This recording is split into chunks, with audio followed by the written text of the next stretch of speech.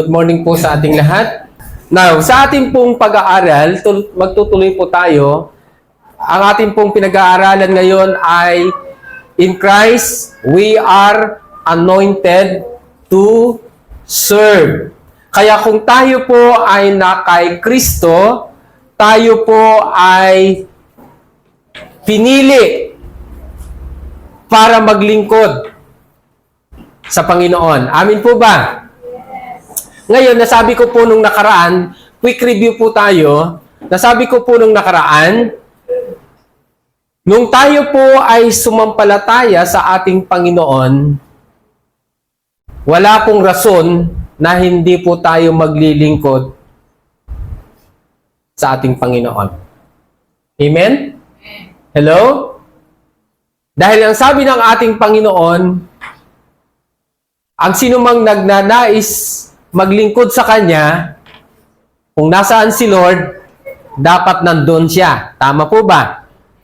Ngayon, ang purpose ng anointing ay para po yung presence ng ating Panginoon, yung banal na Espiritu, o yung tinatawag na the Spirit of God is upon us. Ang rason lang po yun para po tayo ay mag-serve. Amen. Katulad po ni David. Nawawala yung sounds natin. Katulad po ng kay David, okay? Nung pumalpak po si Saul sa kanyang responsibilidad, yung assignment na ibinigay ng Lord sa kanya, anong sabi po doon? Iniwanan po siya. Iniwanan po siya ng Espiritu ng ating Panginoon. Amin po ba?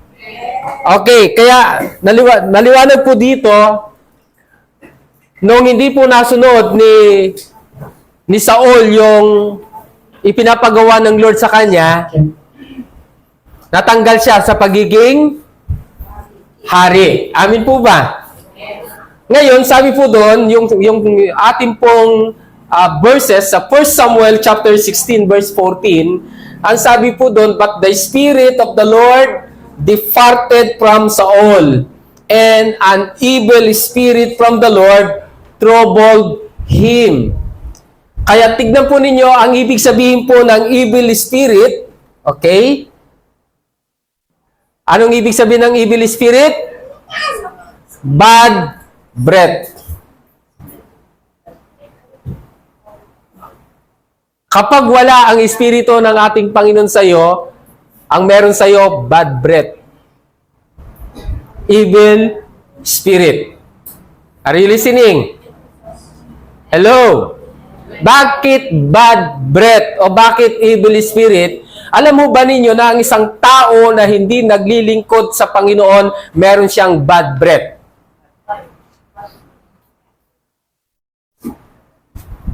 Tototahimik ninyo. Aliwanag ko, sinasabi po dyan, nung iniwanan siya ng Espiritu ng ating Panginoon, sabi po doon, nag-withdraw. Tama ba? Hello? Nag-remove ang Espiritu ng ating Panginoon at ang pumalit ay evil spirit. Yung evil, ang ibig sabihin ay raa, na ang ibig sabihin ay bad, distress, misery, injury, calamity, at yung spirit ay roa, wind of breath or mind or spirit. Tignan ninyo ha. Bad mind, bad breath, bad spirit. Kaya kapag hindi mo ginagawa yung assignment mo sa Panginoon, meron kang bad breath. Di ba? Yun ang pinag-aralan natin nung nakaraan. Sino sa inyo may mabahong hininga? Di ba?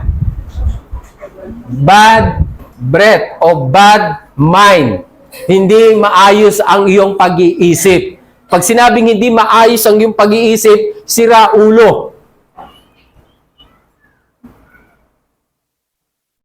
Kaya kapag wala ang presensya ng ating Panginoon, sira tayo. Amin po ba? Hello? Yun yung rason. Ang sabi po doon, tignan ninyo, yung ating pong review lang ito ha, inanoint po tayo na mag-serve kay Lord.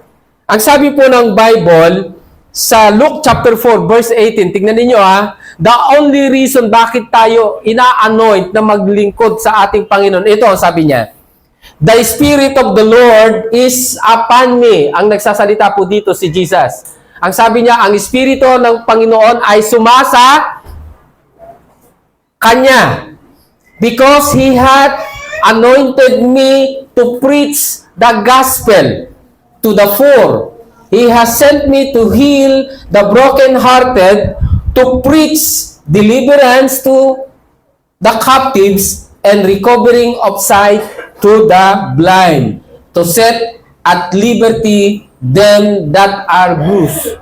Pansinin niyo itong mabuti, sumasa akin ang Espiritu ng Panginoon dahil pinili niya ako upang ipangaral sa mga dukha ang magandang balita. Ang may purpose di ba? Nakita ninyo yung purpose? Bakit siya pinili? Bakit siya inanoint? Bakit sumasa kanya ang Espiritu ng ating Panginoon? Para ipangaral ang good news. Kaya yung taong ang Espiritu ng ating Panginoon nasa sa kanya, ang isinishare niya good news, hindi bad news. Hello? Bakit? Kasi kung ang isinisir niya ay good news, maganda ang magiging bunga nito sa buhay ng isang tao. Tama po ba? Pero kapag wala sa iyo ang Espiritu ng Panginoon, ano ang isishare mo ngayon? Bad breath. Are you listening? Kasi sabi niya dito, alright, tignan nyo yung Espiritu, balik tayo, pneuma. Sa Greek word ay pneuma, na ang ibig sabihin ay life o breath, spirit, mind, or desire. So the spirit or the desire of the Lord is upon me. Sabi ni Jesus. So ibig sabihin, kapag yung Espiritu ng Panginoon ay nasa sa iyo, yung desire ng Panginoon ang nakikita sa iyo. Yung kaisipan ng Panginoon ang nakikita sa iyo. Tanong, yun ba ang nakikita po sa atin?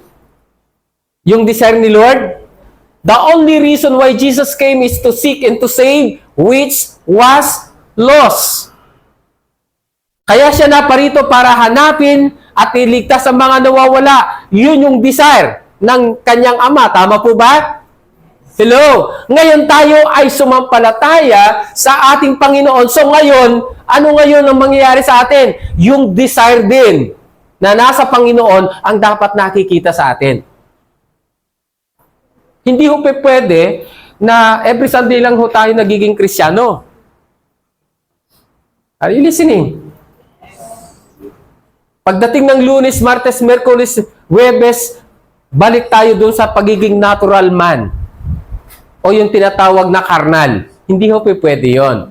Dapat everyday, ang Espiritu ng ating Panginoon ay nasa sa atin dahil inanoint tayo. Amen? Nung tinanggap natin si Jesus sa buhay po natin, inanoint tayo ng Diyos. Anointing to serve. Hello? Nagigets siya? Tuloy pa natin. Ang sabi po niya dito, tignan ninyo, chosen, yung salitang anointed ay chosen, pinili. Ngayon, sabi po niya dito, pinili na ano? Ha? To preach the gospel. Iyong evangelizo.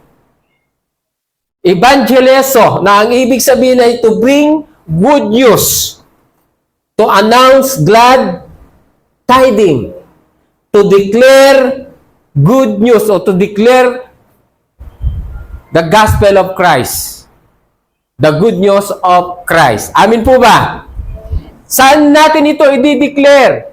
Sana, kanino natin ito i-announce? Ang sabi dito, to the four. Anong ibig sabihin ng four? Sa Greek word ay tokos. Anong ibig sabihin po ng tokos? Four. Destitute of wealth, spiritually poor. Yun pong ibig sabihin ng poor. Mahirap siya sa spiritual. Ibig sabihin, kulang siya sa spiritual na paglago. Poor in spirit. Amen po ba? Hello? Naiintindihan po ninyo? And then sabi po niya dito, He has sent me to heal. Yung salitang heal is ayoma. Na ang ibig sabihin ay to cure, to make whole, to heal. Generally of the physical, sometimes of spiritual disease. So yung healing, yung pagagalingin tayo, ay hindi lamang po ito physical, pati spiritual. Amen? Hello?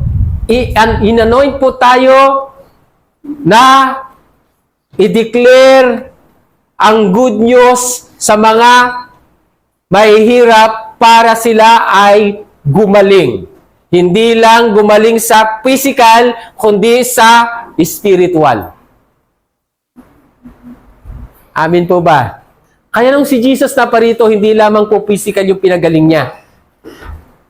Hindi lamang po physical healing ang ibinigay ng ating Panginoon, pati spiritual. Amin po ba? Hello?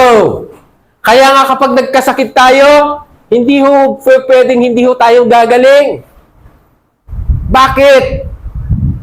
Kasi 2,000 years ago, nung namatay si Kristo sa krus ng Kalbaryo, tayo ay pinagaling dahil sa kanyang mga sugat. Pero alam mo ninyo, mindset ng maraming tao ngayon, kapag may sakit, anong isipan agad? Doktor, hospital, gamot. Yes, ginagamit po yan. Pero alam mo ninyo, kapag yan ang first option natin at hindi ang ating Panginoon, kawalan po yun ng pananampalataya. Are you listening?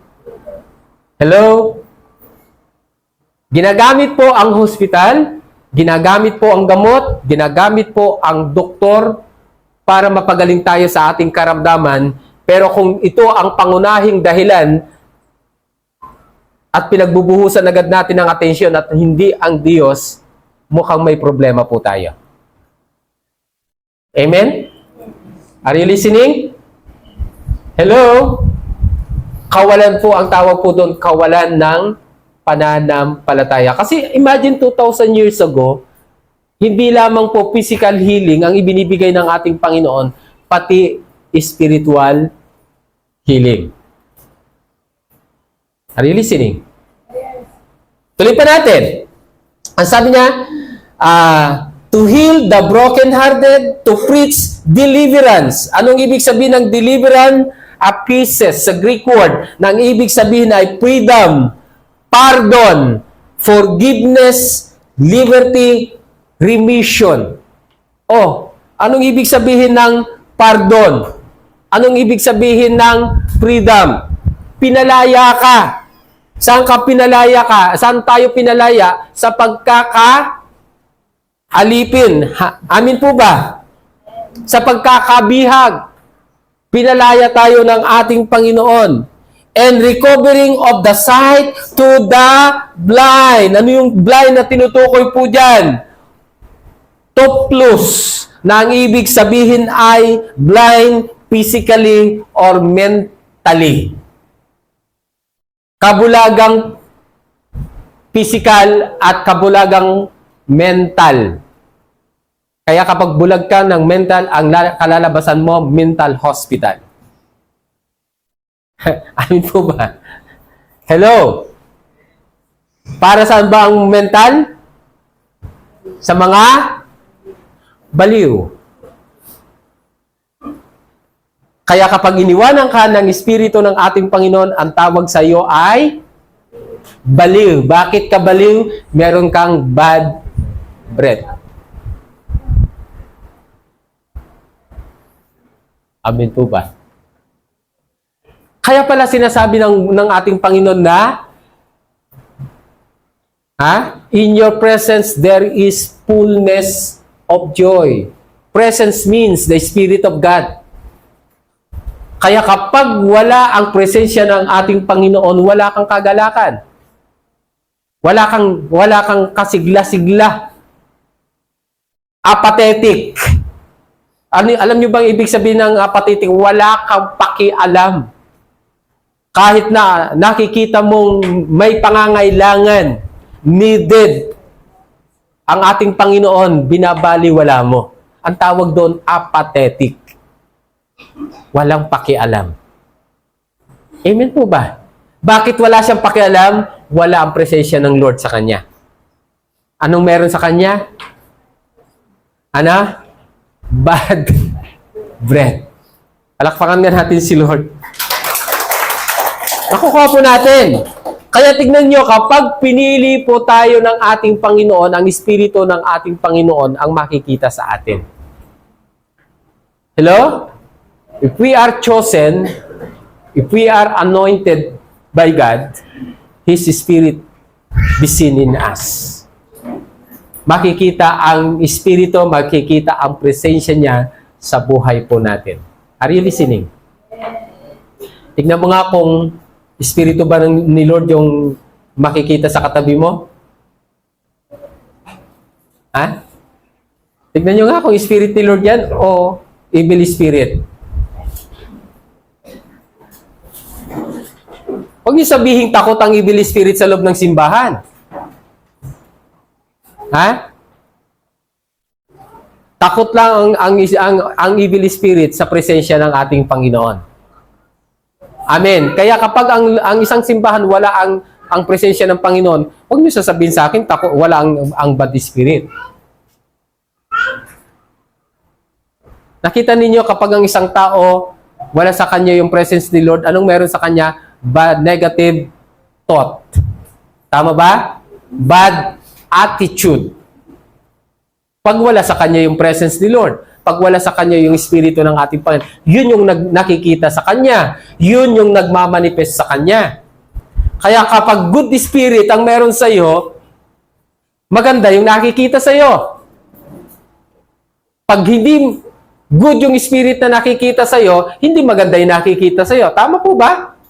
Totoo hindi. Hindi naman pwede na mabuti yung puno tapos masama ang bunga. Ibig sabihin, kung masama yung puno, di masama yung bunga. Nagigets ninyo?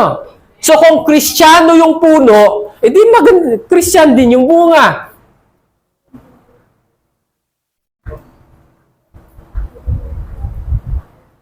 Hello? Nakuha po natin. So kung tayo'y anak ng Diyos, ano makikita sa atin? Likeness of God, image of God. Kaya nga sabi niya sa John 6:47, anong sabi po doon? Ang mga anak ng Diyos ay nakikinig ng salita ng Diyos, ngunit hindi kayo anak ng Diyos, kaya hindi kayo nakikinig ng salita ng Diyos. Kaya kung good spirit ang meron sa iyo, kung yung presensya ng Panginoon ang meron sa iyo, nakikinig ka ng salita ng Diyos. Ginagawa mo yung salita ng Diyos. Are you listening?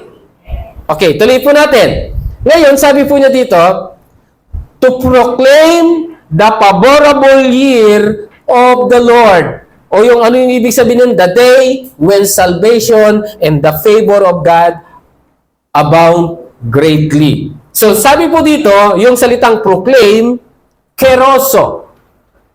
Nang ibig sabihin ay to publish, to proclaim, to preach, to herald. Anong i-herald mo? Yung favorable year. Yung salitang favorable ay dektos. Na ang ibig sabihin ng dektos ay accepted, acceptable, favor, or grace. Ano yung year? Ang year po ay ito yung tinatawag na iniatos na ang ibig sabihin ay a cycle of time or season of time o a year. Year of God's grace. Year of God's favor. Amin po ba? Hello? Maliwanag? Nakukuha po natin? Now,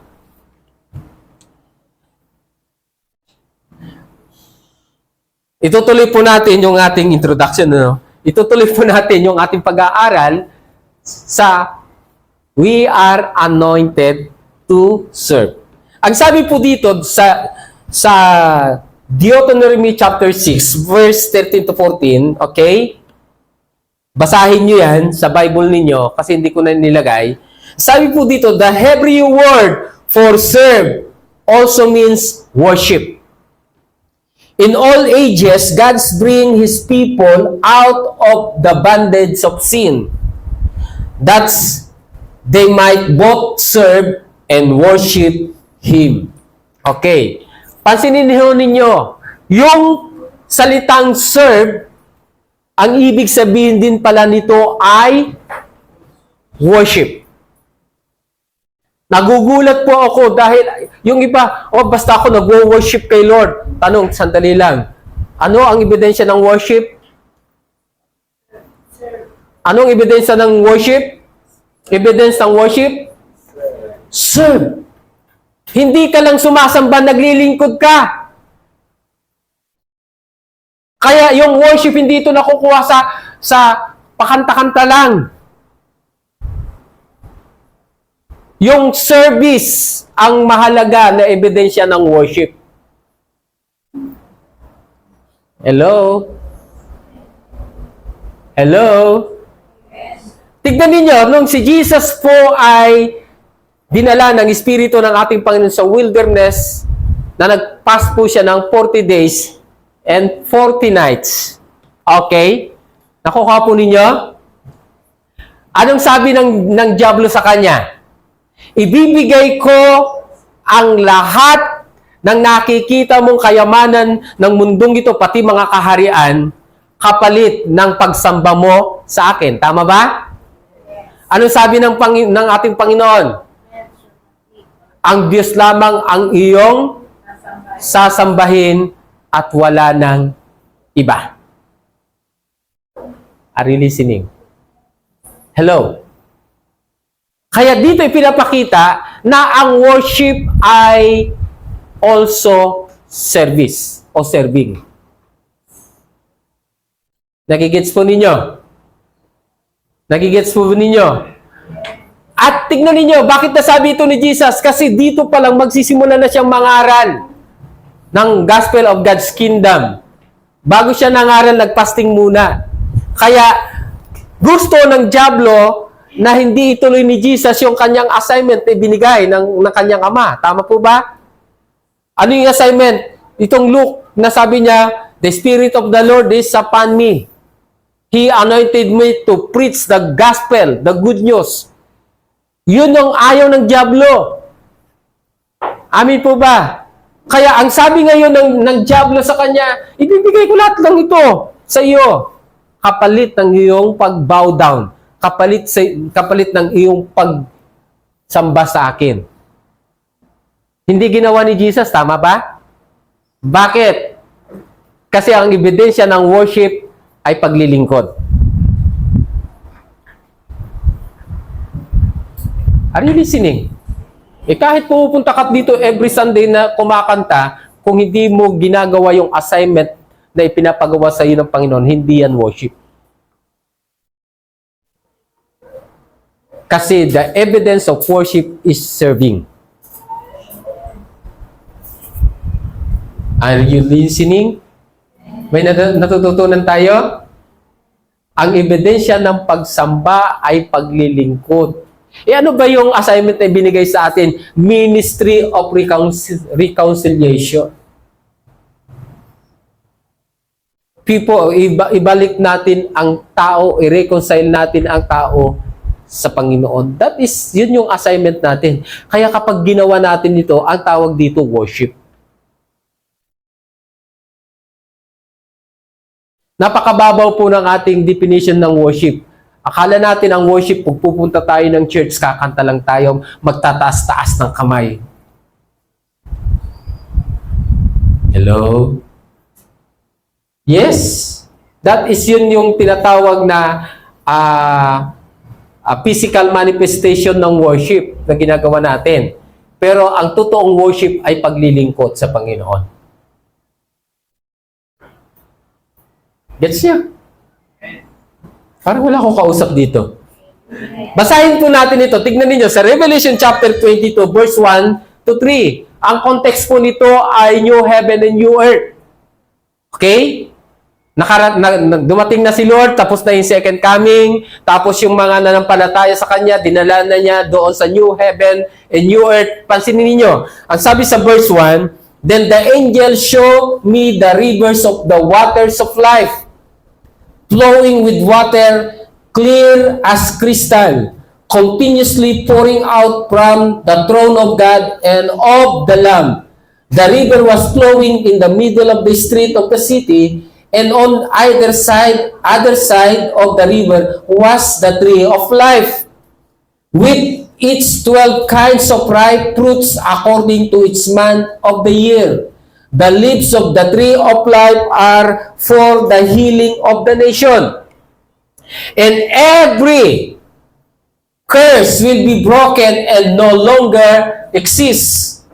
For the throne of God and of the Lamb will be there in the city. His loving servant will serve him.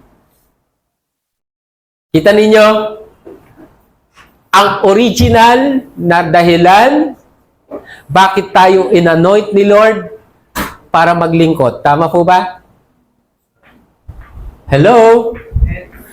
Yung salitang dominion, lagi nating binabanggit, yung salitang dominion, ibig sabihin paglilingkod lang din lang naman yan eh. Ikaw yung magmamanage, that is service.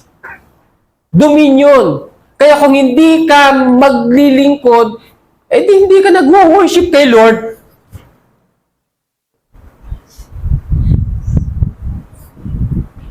Amin po ba? May tawag ba akong kausap dito? Parang galit kayo. Ang tatahimik natin, nagugulat ako sa inyo. Tignan ninyo, nag-start sa paglilingkod. Ang rason why we are created is to serve the Lord. Then the ending is to serve the Lord. Service is dominion. Service is worship. Using your ability, your talent for the Lord is service. And that is dominion also. Gets po ba natin? Hello? Okay, ito pa. Ang sabi po dito, tignan ninyo ha. Then the Lord said to Moses, go back to Pharaoh and announce to him. Ito, sa Old Testament ito ha. This is what the Lord says. Let my people go so that they can worship me. If you refuse to let them go, I will send a plague of frogs across your entire land. Ang senaryo po nito, ang bayang ng Diyos, ang mga Israelita ay alipin sa Egypt, correct? Slaves po sila, alipin sila sa Egypt. Ngayon, ang sabi po doon, ginamit ng Diyos si Moises para mag-mediate, para sabihin sa Pharaoh na kailangan niyang payagan ang bayan ng Diyos na umalis sa Egypt para pumunta doon sa wilderness to what? To worship the Lord. Kita ninyo, ang rason bakit tayo pinalaya ni Lord ay para mag-worship kay Lord. Amen. Niredeem tayo ni Lord from the curse of the law. Niredeem tayo ng Lord. Tinubos po tayo sa kasalanan para maglingkod kay Lord. Tama po ba? Ngayon, ang sabi po dito, kapag tinanggihan mo inayawan mo, at hindi mo pinahintulutan na ang bayan ng Diyos ay mag-worship kay Lord, anong ipapadala sa iyo? Anong kapalit? Salot. Amin po ba? Salot. Bakit? Ano ba ang other meaning ng serve? Worship. Ibig sabihin po, hindi ka maglilingkod kay Lord sa kabila na ikaw ay pinalaya na, pinatawad na, sa kasalanan mo, walang kwenta yung ginawa ni Kristo sa iyo. Nagkakaroon lang ng manifestation ito kung sumasampalataya ka. Tama? At ang ebidensya na sumasampalataya ka, naglilingkod ka. Are you listening? Ngayon, tingnan ninyo, sa Old Testament time, kapag hindi nagwo-worship ang isang tao kay Lord, anong dumarating sa kanya?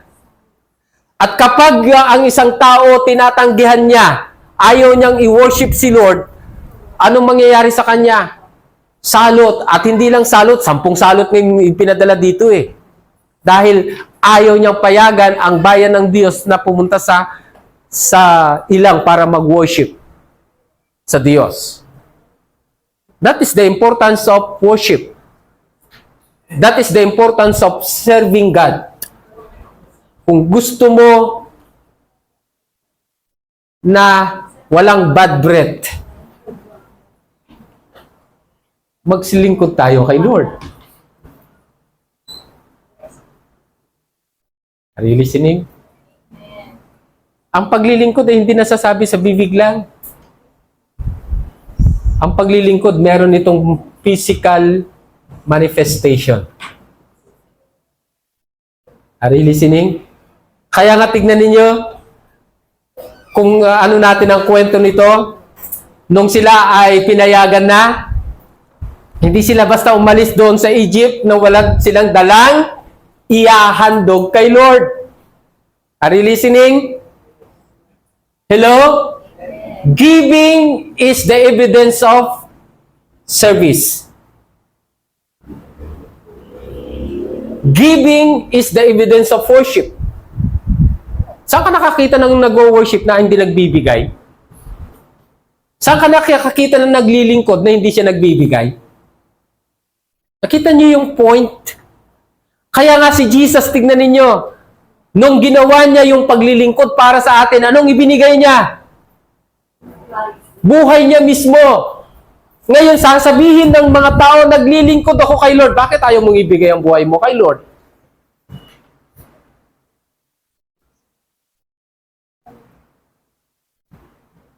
Ikaw ba ako kausap? Taas nga kamay yung mga inanoint ni Lord na maglingkod sa Kanya. Taas ang kamay. Sigurado kayo? Nagigets ninyo? Inanoint tayo na maglingkod kay Lord.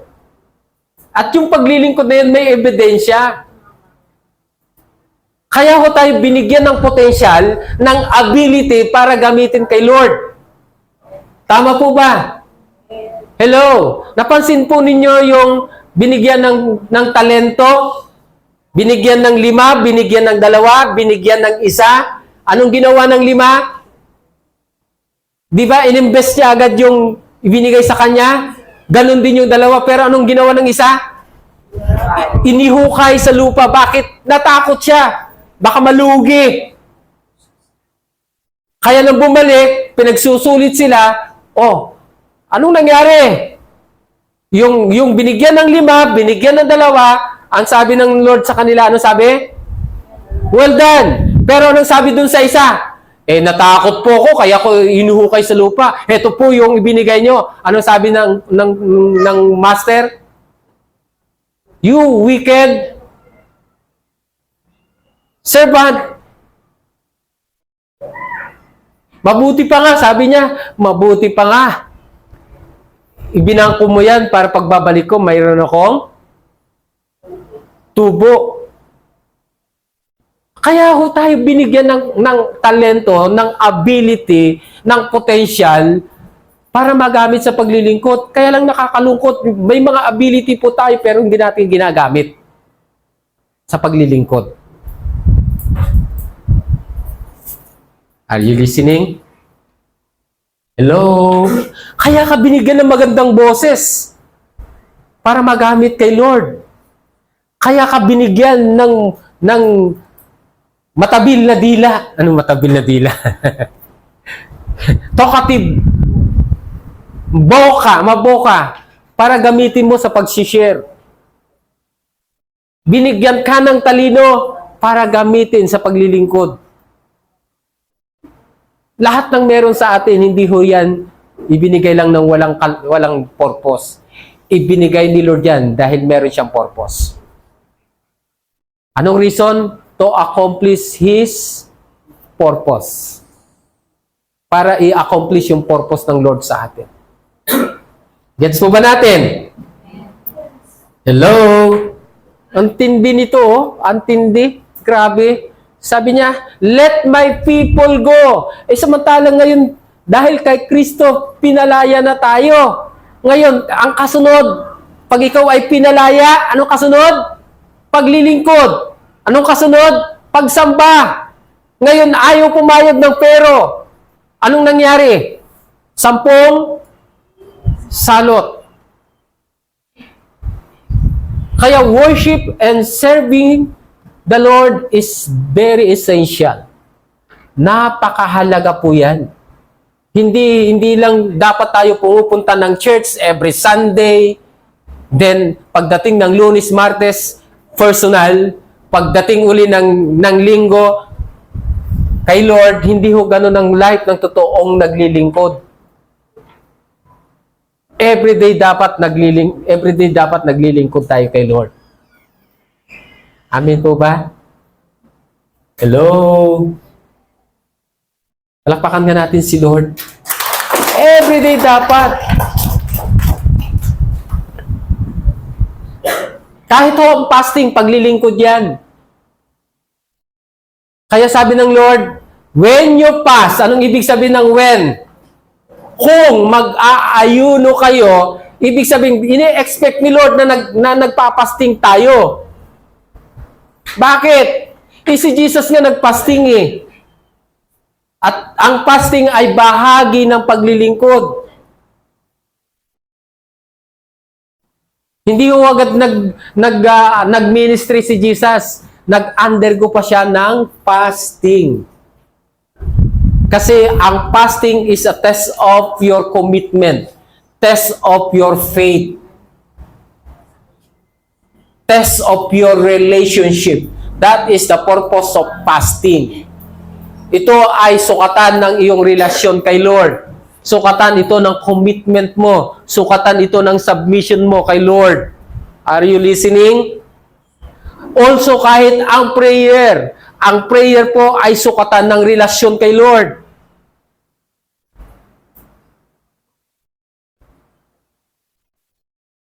Napakahalaga po yan, mga kapatid. Again, we are anointed to serve.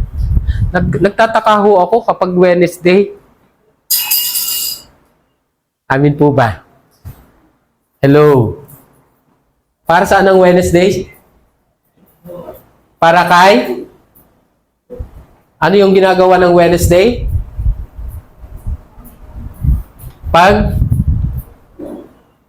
Pakikinig ng salita ng Diyos. Pag-aaral ng salita ng Diyos. Di ba ang mga anak ng Diyos dapat nakikinig, nag-aaral ng salita ng Diyos? Hindi lang every Sunday dapat tayo nakikinig. Actually, dapat every day. Amin po ba? Alright, sabi po dito, from now on, worshiping the Father will not be a matter of right place. Take note to, ang pagsamba sa Panginoon ay hindi nakabase sa tamang lugar. Tama po ba? Hello? Sabi niya dito, but with a right heart. Tama yung puso mo. Ang ibig sabihin niyan, kahit nasaan ka, dapat nag-worship ka kay Lord. Kahit nasaan ka, dapat naglilingkod ka kay Lord. Hindi lang sinasabing every Sunday kasi siyempre ang right place na ginagawa natin ay sa church, tama ba? Pero hindi sinasabing sa church ka lang maglilingkod. Hindi sinasabing sa church ka lang magwo-worship. Ang sinasabi niya, wala siyang sinabing lugar lang. Ang sinasabi niya dito yung tamang puso. And then sabi niya dito, for God is a spirit. And He longs to have sincere worshiper who adore Him in the realm of the Spirit and in truth. Ang hinahanap ng Diyos ay yung sinserong pagsamba sa Kanya.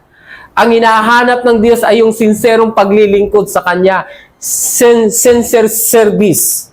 Sincere worship. Amen? Hello? Nakukuha po natin? Yun yung hinahanap niya. Ano yung sincere service dito? In spirit and in truth. In spirit and in truth. That is yung tinatawag na sincere worshiper. Sincere service. Naintindihan niyo ako? Pakita sa kamay yung nakakaintindi. Kailangan in spirit and in truth. Ay, yung iba, pangit naman doon sa church na yun. Ayaw ko doon. Hindi ako makakapag-worship. Wala akong ganang mag-worship. Wala akong ganang serve kay Lord. Kasi ang pangit ng mukha ng pastor. Ay, yung iba, naghahanap ng paboritong pastor. Ang gwapo. Amin po ba? Kapag hindi na gwapo, ayaw ko dyan. Yun ba? Yun ba ang hinahanap? Yun ba ang sincere?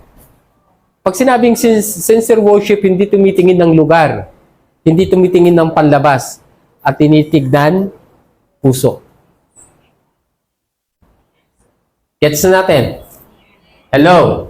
Kasi ang tinitignan ni Lord, puso. Tignan ninyo nung pinili niya si David. Di ba maraming gwapo sa kapatid ni David? Tama ba? Yun yung paraan ng pagpili ng propeta Samuel.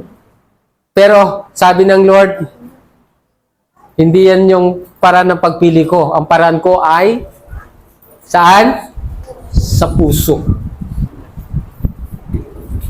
Napakahalaga po yan, mga kapatid. Now, anointed by God. Anong ibig sabihin ng anointed by God? Okay? Anong ibig sabihin ng anointed by God? Number one, ito ay God's mark of approval. God's mark of approval. Okay, ito ay marka ng approval ng Lord sa atin. Kaya kapag pinili ka ng Panginoon, kapag ang Espiritu ng Panginoon ay nasa sayo, ito ay marka na ikaw ay pinili. Amin po ba? Okay. Sabi po niya dito, sa Isaiah 61 verse 1. Tingnan ninyo easy version.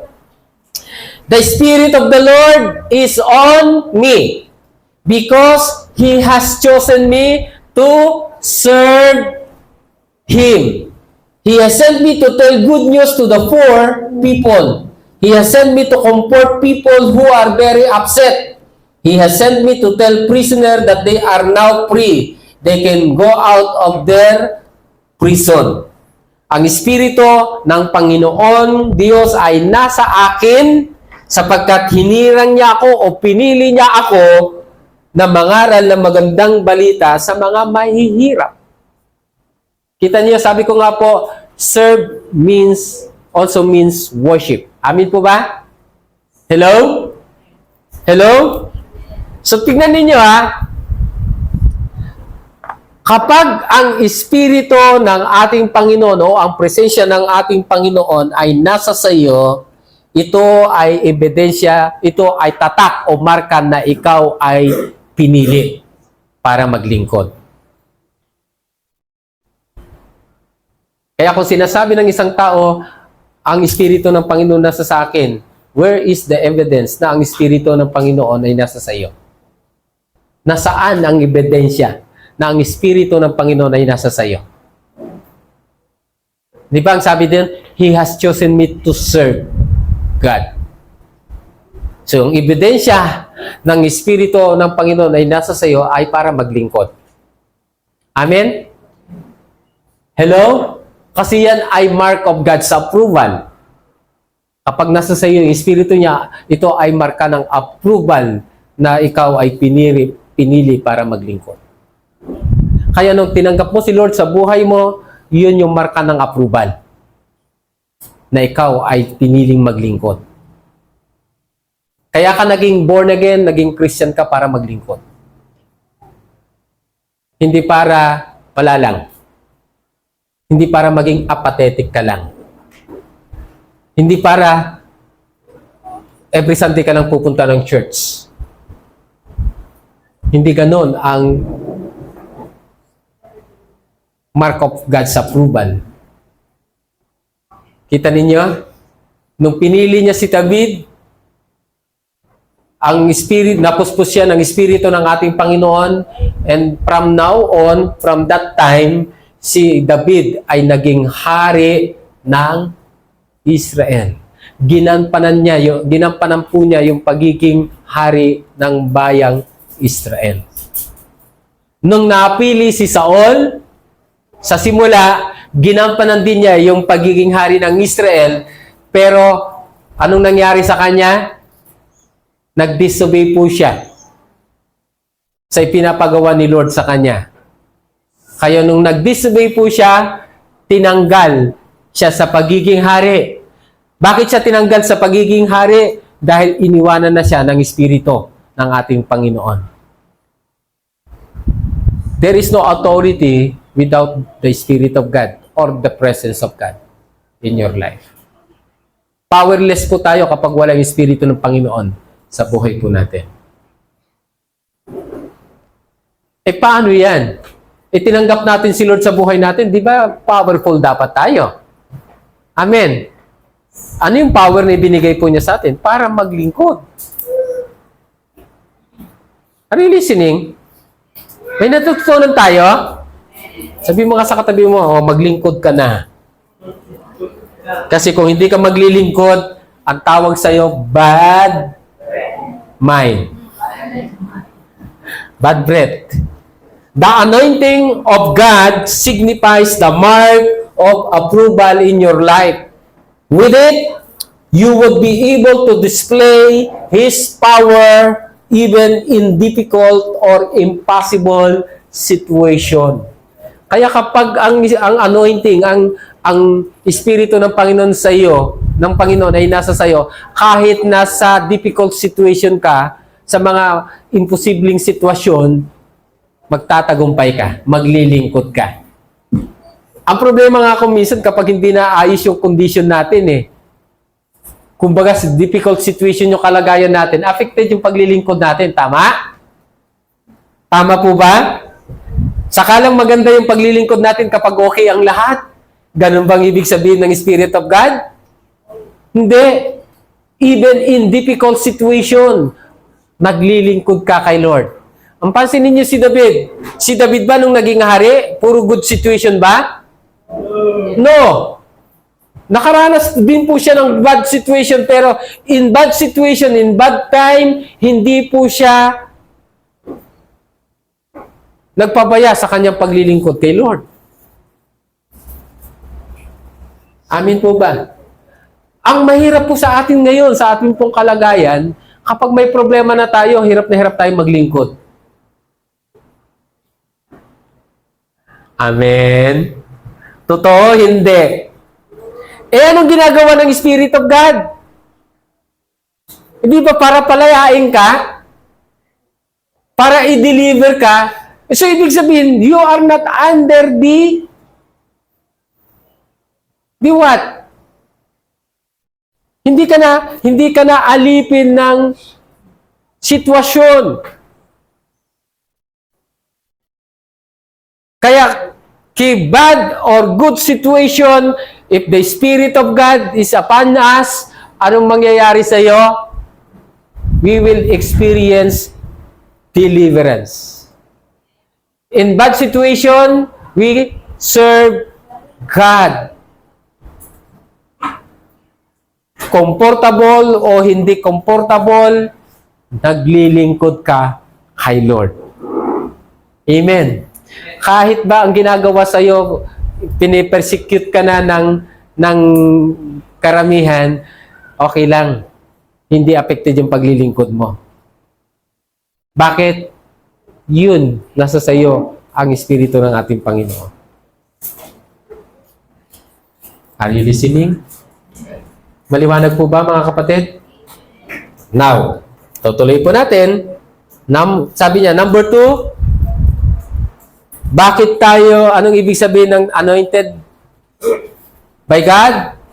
Ang sabi po dito, God's commissioning and authority. Ang sabi po niya dito, from the moment of His baptism, Jesus overflowed with the Holy Spirit.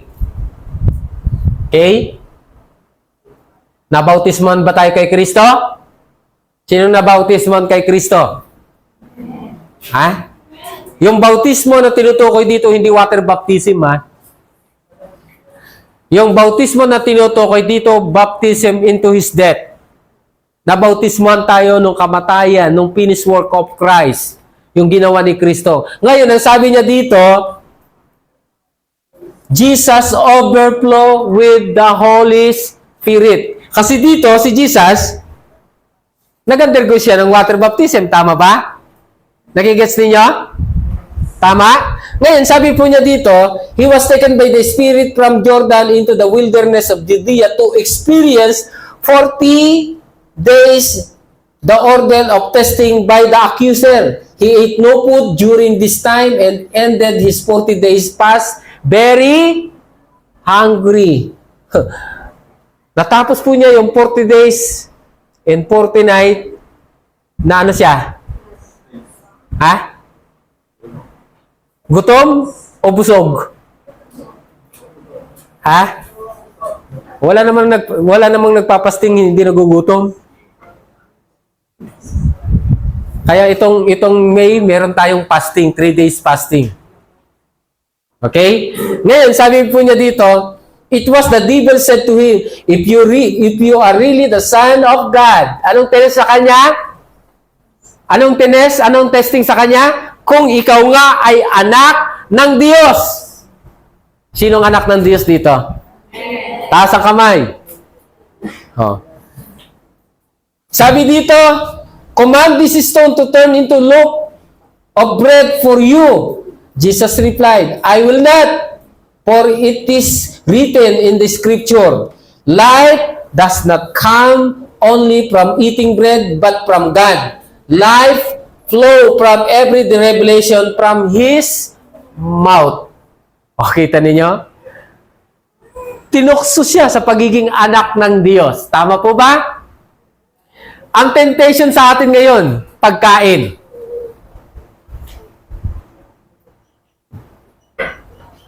Parang hindi niyo ako naiintindihan.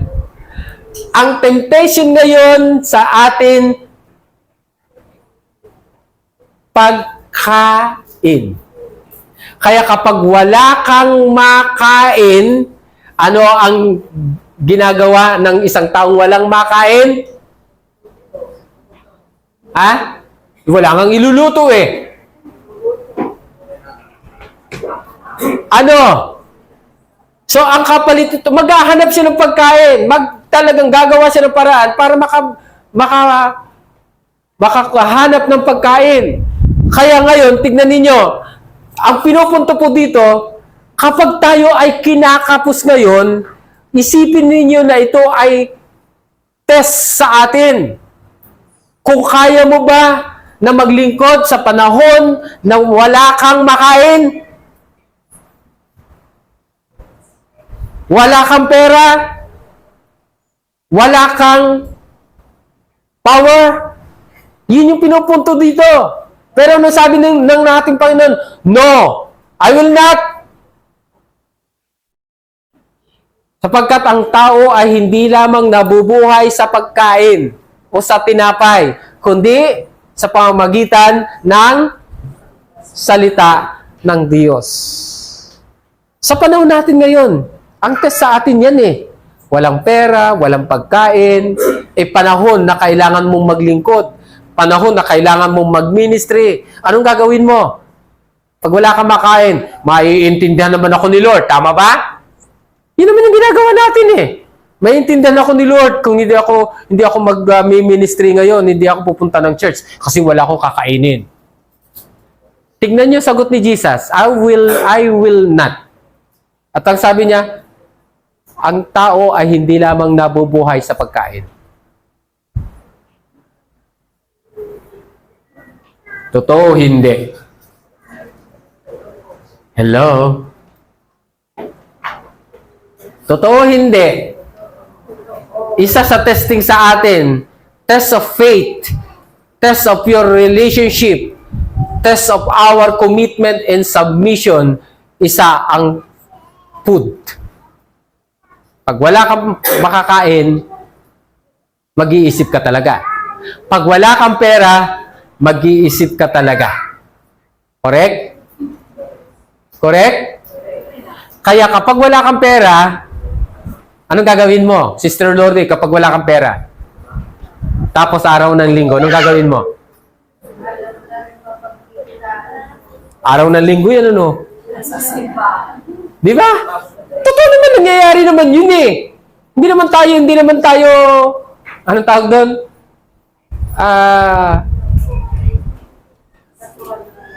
Natural lang na nangyayari yun eh.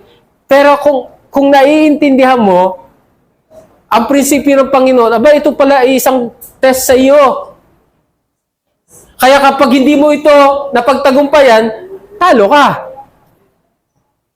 Kaya si Jesus, hanggang matapos yung 40 days and 40 nights, gutom pa rin. Totoo hindi? Pero napagtagumpayan niya.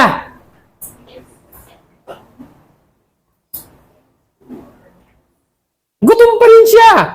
Hindi naman sinabi doon na, nung sinabi niyang man shall not live by bread alone, biglang nawala yung gutom niya eh. Gutom pa rin siya, physically, gutom pa rin siya. Pero ang tinitignan dito, hindi physical. Ang tinitignan dito ay yung spiritual. Kapag gutom ka spiritual, poor ka spiritual, busog ka physical, hindi maganda yon. Hindi rin maganda kung spiritual lang din. Kasi, ibig sabihin, pag maayos ang relasyon mo kay Lord, magiging maayos din yung outcome. Tama ba? Pero kapag hindi maayos yung relasyon mo kay Lord, at maayos yung physical, hindi rin maganda.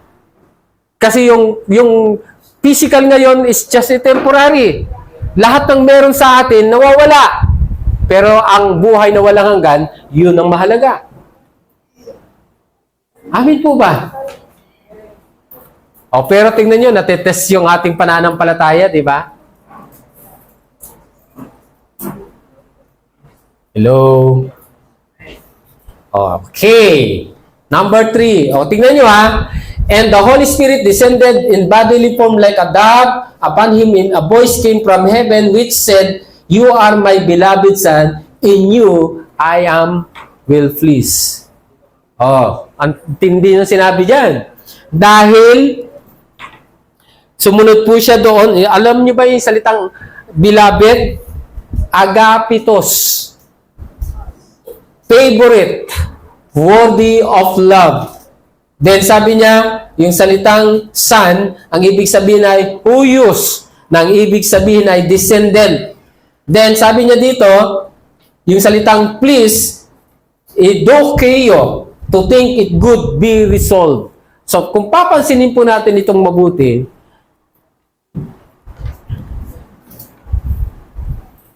yung pagsunod ni Jesus doon sa purpose ng Father, bakit siya naparito? Para paglingkuran tayo. Ang tawag po sa kanya ay ang naging kalagayan po niya ay naging paborito siya ng kanyang ama. Amen? Hello? Nung ginawa po niya yung kanyang assignment para maglingkod, paano yung paglilingkod? Yung ibigay po niya yung kanyang buhay para sa atin, naging paborito po siya ng kanyang tatay. Sinong gusto maging paborito ng Diyos dito? Hindi lang ho dapat tayo maging anak ng Diyos, dapat tayo maging paborito ng Diyos. Para maging paborito ka ng Diyos, paglingkuran mo ang Diyos. Gawin mo kung ano yung assignment na ipinapagawa ng Lord sa iyo. Amen. Sinong gusto maging paborito ng Lord? Yes, lahat tayo anak ng Diyos dahil tayo ay niligtas ng ating Panginoon, kaya tayo lahat ng anak ng Diyos, pero iba kapag ikaw ay naging paborito ni Lord.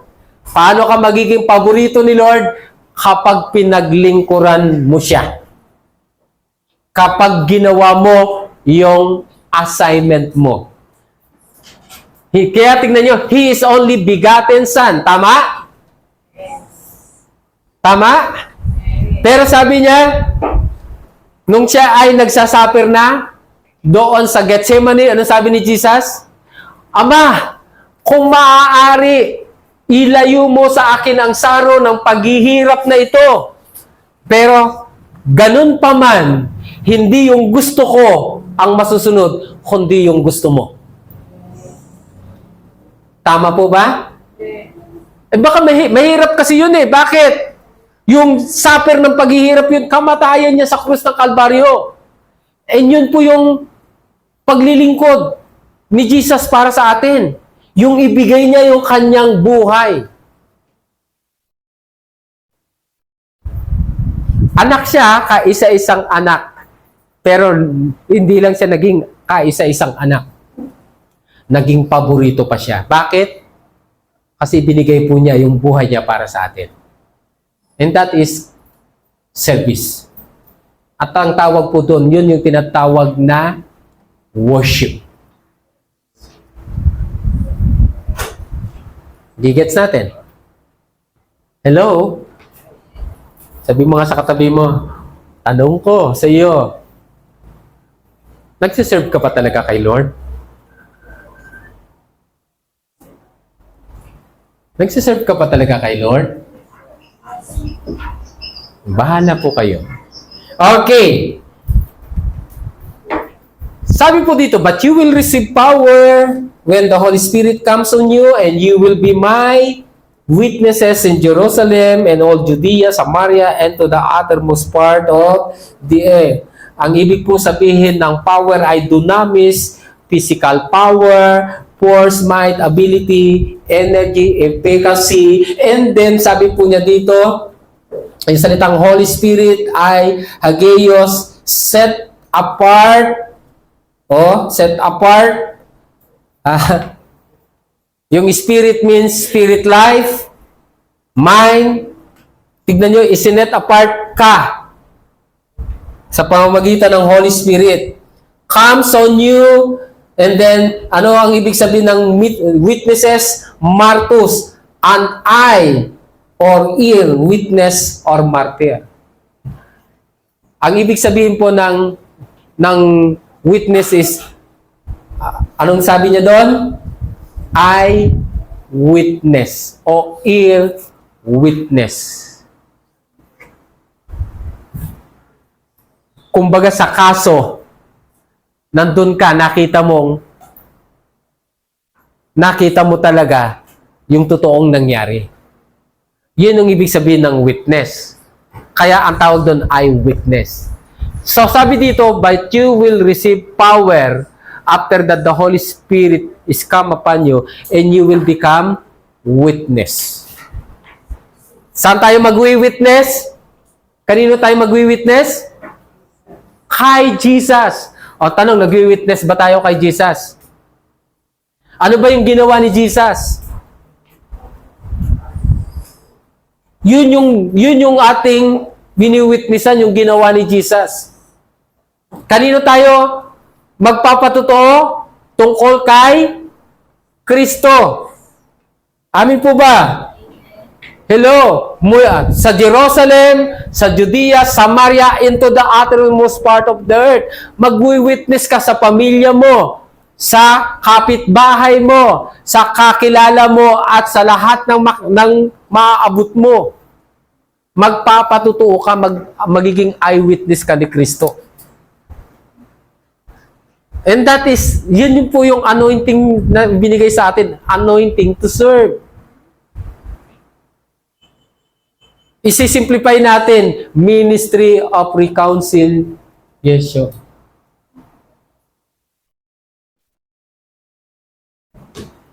Kaya nga po nung pumunta po kami ng Quezon Province, ang rason lang po ay para ma-harvest ang family circle po ni Pastora Nilda.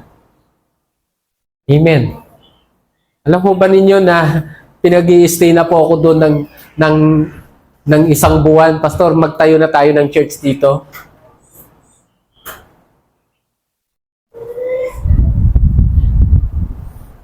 Sinong gustong pumunta doon? Padala ko. Gusto mo, Brother Loren?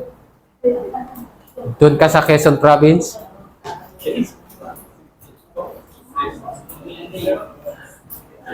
On instant, may bahay ka na doon. Meron ng church na gagamitin.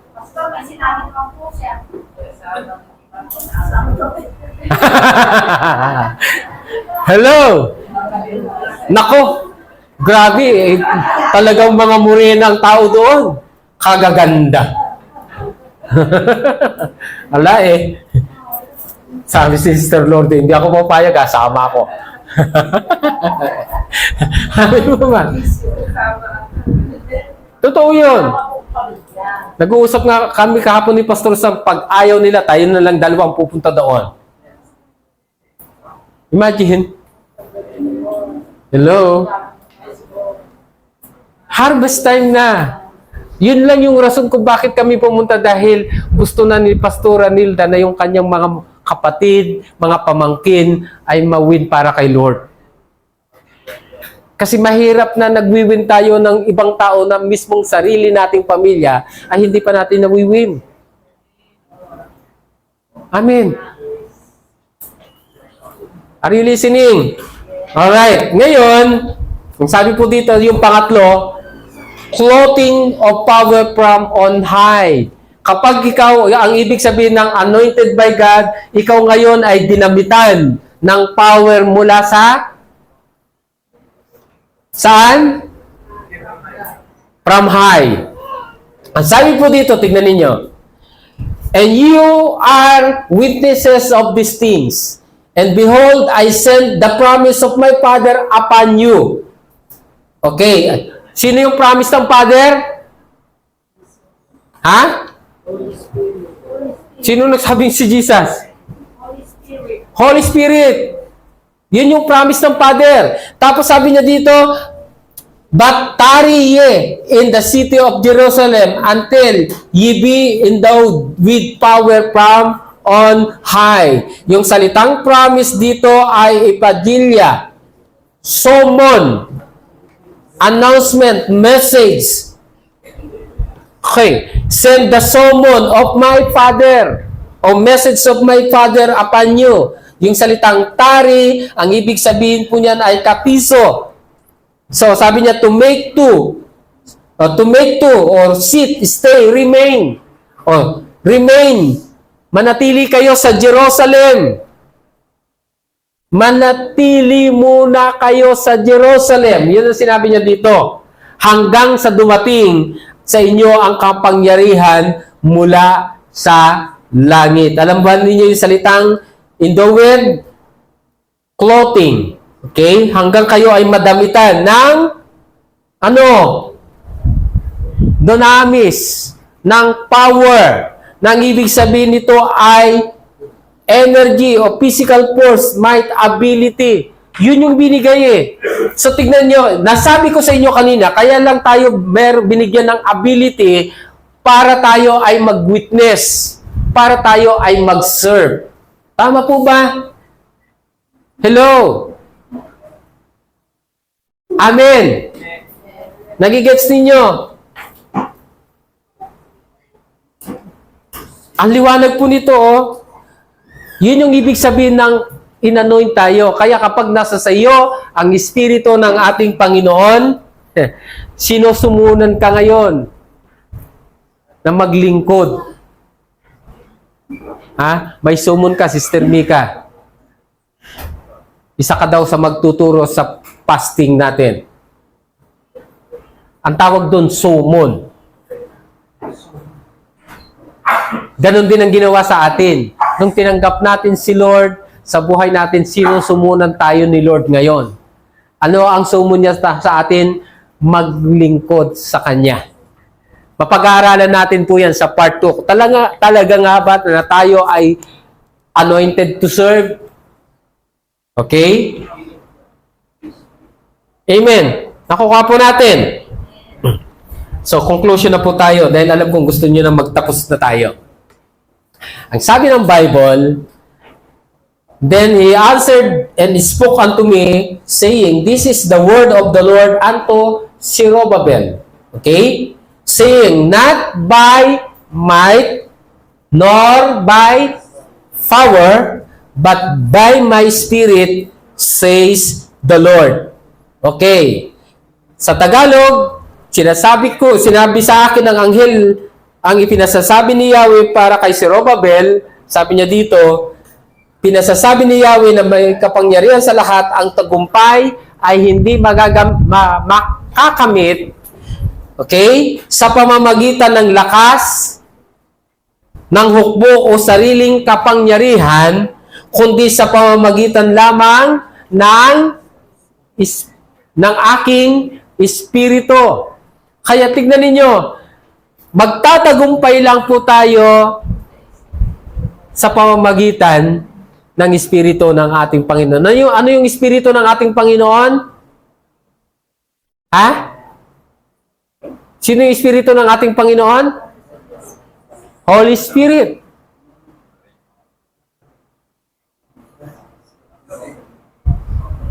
And the Holy Spirit is the presence of God in us. Kaya kapag wala ang Holy Spirit sa atin, hindi ho tayo magtatagumpay. From now on, you will depend on God and never rely on your own strength.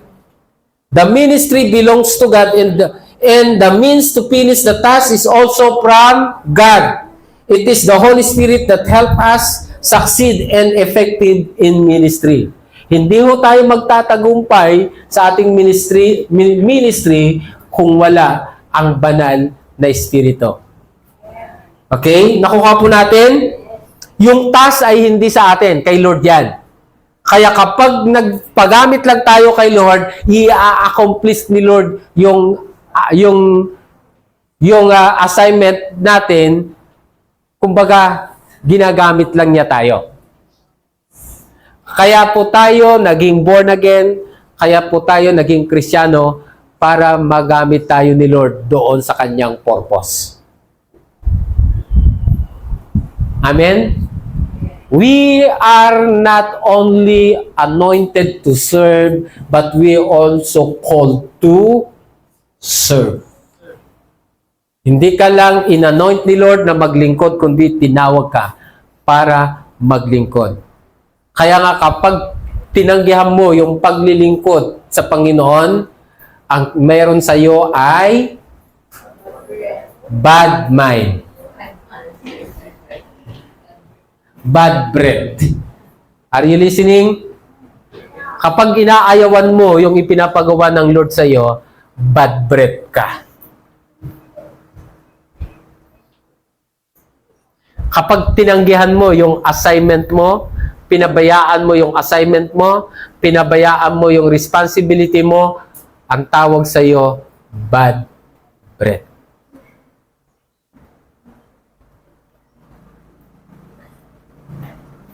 Amen.